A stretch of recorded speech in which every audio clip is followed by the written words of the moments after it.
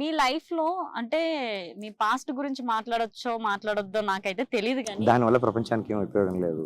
ఉపయోగం లేదు. నా పాస్ట్ పైన నాకు కంట్రోల్ లేదు. దాన్ని వెళ్ళి మార్చలేను. ఇప్పుడు టైం మెషిన్ లో వెళ్ళిపోయి సో కాల్డ్ ఆ డైలాగ్ ని ఎడిట్ చేసి నేను స్ట్రైట్ గా ఒక క్వశ్చన్ అడుగుతున్నాను. ఈ ఫిలిం మేకర్ ఇదంతా పక్కన పెట్టేసేయండి. మీరేమన్నా లవ్ ఫెయిల్యూరా? అలా ఏం లేదు. Successful every time. సో మీకు లవ్ స్టోరీస్ ఉన్నాయా? ఉన్నాయి. ప్రతిసారి ప్రతి ఫేజ్ ఆఫ్ లైఫ్ లో ఉన్నాయి.